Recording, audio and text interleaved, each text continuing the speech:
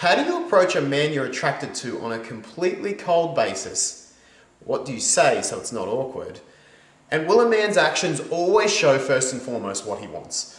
Welcome to Ask Mark. It's week number 48 and it's great to have you here. Hey, tickets are available, so make sure you get them. Brisbane, Sydney, Melbourne, New York, Miami, Los Angeles. If you're in any of those cities, I am coming to see you and I want to visit you personally and spend a day with you. So make sure you hit that link in the description right now.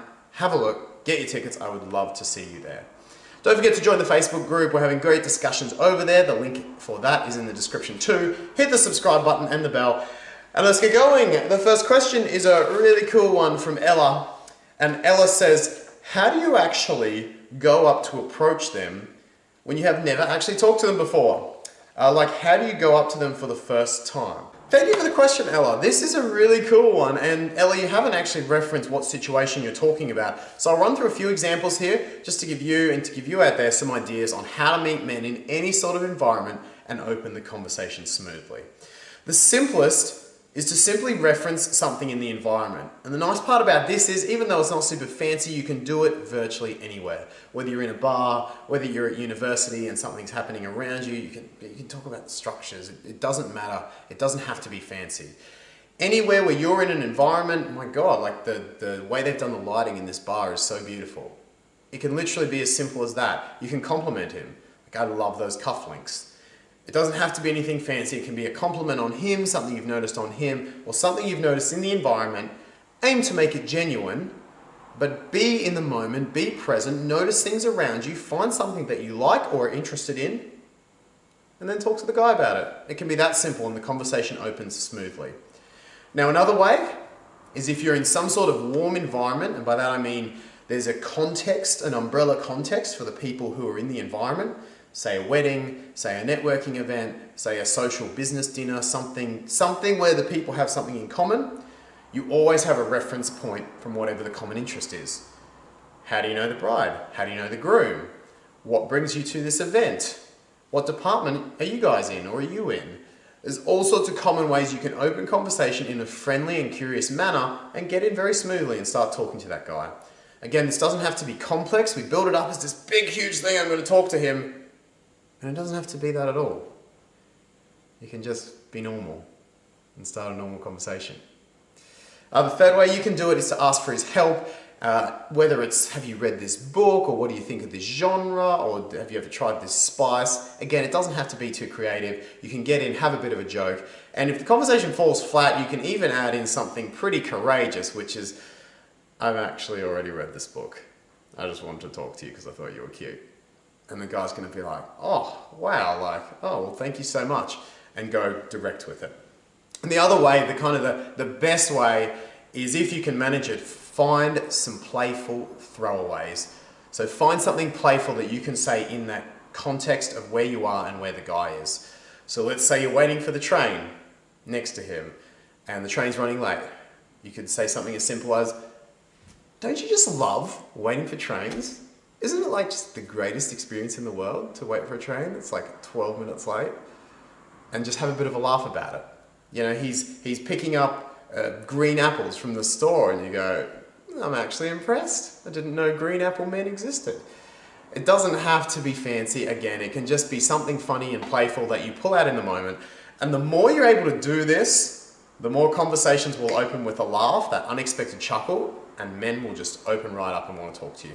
Second question is a cool one. It's from Jenna. Jenna says, hey Mark, question.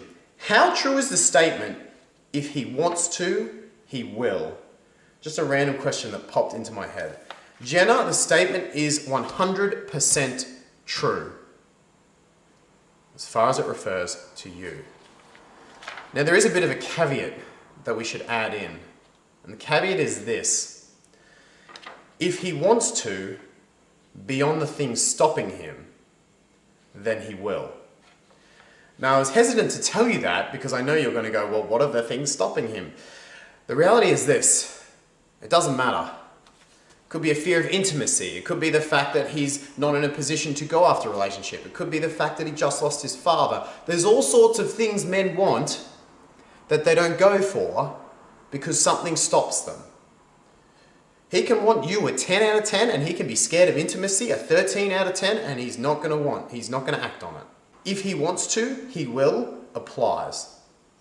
Now understand that want can be relative to his fears. But the only thing that matters is the end result. You can't go barreling after his fears or figuring out how to fix him or figuring out what's wrong and getting all the answers, putting all your effort and focus on him. Because you can simplify that equation. If he wants to enough, if he wants to beyond the things stopping him, then he will. Let's apply it to a real situation now with a question from Alice. Because Alice says, hey Mark, what if you met a guy before you met said he only wants to meet people and not hook up, doesn't want a relationship after the drama and pain of his last 2 failed attempts.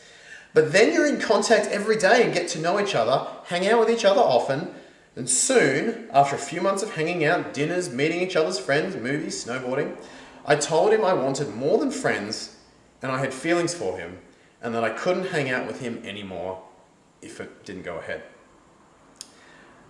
And all he said was, he understands and is disappointed and it's been great hanging out with me.